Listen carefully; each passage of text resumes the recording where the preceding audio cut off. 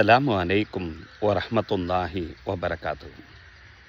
இந்த உலகத்தில் இருக்கக்கூடிய ஒவ்வொரு மனிதனும் ஒவ்வொரு நிமிடங்களிலும் மற்ற மனிதர்களால் கண்காணிக்கப்பட்டு கொண்டு இருக்கிறான் என்பதுதான் நிதர்சனமான உண்மைகள். ஒரு மனிதனிடம் இருக்கக்கூடிய அந்த செல்ஃபோன்கள் உட்பட அந்த மனுஷனை கண்காணிச்சுக்கிட்டு தான் இருக்குது. நம்ம ஒரு விஷயமாக நம்ம பேசிக்கொண்டு இருக்கக்கூடிய அந்த சூழ்நிலையில் அது சம்பந்தமான விளம்பரங்கள் ஃபேஸ்புக் மூலமாக நம்ம வருவதை பார்க்குறோம், யூடியூப் மூலமாக வருவதை நம்ம பார்க்குறோம், இன்ஸ்டாகிராம் மூலமாக வருவதை பார்க்குறோம். ஆக நம்மள்கிட்ட இருக்கக்கூடிய செல்ஃபோன்கள் கூட நம்மளை கண்காணித்து கொண்டு தான் இருக்குது. உலகம் முழுவதும் உழவுகள் தான். அப்படி இருக்க ஒரு மனிதன் இன்னொரு மனிதனை மீறி எதை செய்ய முடிகிறது? ஒரு மனிதன் மற்ற மனிதனை மீறி எதை சாதித்து விட முடிகிறது? மனிதருக்குள்ளே இப்படி இருக்கக்கூடிய அந்த சூழ்நிலையில் நம்மளை படைத்த இறைவன் நம்மளை கண்காணிப்பானா இல்லையா? அவனும் நம்மளை கண்காணித்து கொண்டு தான் இருக்கிறான்.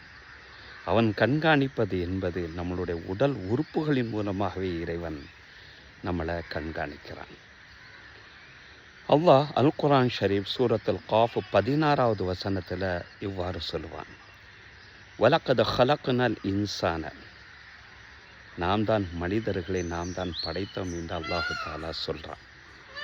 சொன்ன இறைவன் வநஅலமு மா துவஸ்விசு பிஹி நஃப்ஸுஹு, அவனுடைய உள்ளத்தில் என்னென்ன ஊசலாட்டங்கள்லாம் தோன்றுகிறது, என்னென்ன விஷயங்கள்லாம் அவனுடைய உள்ளத்தில் தோன்றுகிறது என்பதை நாம் அறிவோம் என்று இறைவன் சொல்லிவிட்டு அதற்கு எப்படி அறிவோங்கிறத ஒரு காரண காரியமாக இறைவன் சொல்கிறான்.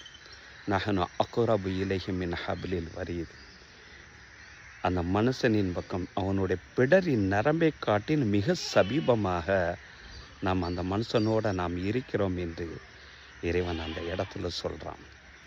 ஏன்னா உள்ளத்தில் தோன்றக்கூடிய அந்த விஷயங்கள் கடத்தப்படக்கூடிய அந்த நரம்புங்கிறது பிடரினுடைய நரம்பு தான். அந்த கடத்தப்படக்கூடிய அந்த இடத்திலும் உத்தரவிடக்கூடிய அந்த மூளைகளுக்கு மத்தியிலும் இருக்கக்கூடிய அந்த இடத்துல இறைவன் ஒரு விஷயத்தினுடைய ஆரம்பத்தில் இருந்தே நம்மளை கண்காணிக்க ஆரம்பிக்கிறான் என்று சொன்னால் நம்மளை என்ன ரகசியங்கள் இருந்து விட போகிறது? இறைவனை மீறி நம்மளால் என்ன செய்து விட முடியும்? எனவே அல்லாஹ்வினுடைய நல்லடியார்களை எதை செய்கிறதாக இருந்தாலும் அல்லாஹுக்காக வேண்டி செய்வோம். எதை செய்கிறதாக இருந்தாலும் பேசுகிறதாக இருந்தாலும் அல்லாஹுக்காக வேண்டி செய்யும். நிச்சயமாக எல்லாம் நன்மையாக அமையும். அல்லாஹ் அதற்கு அருள் புரிவானாக. ஆமீன்.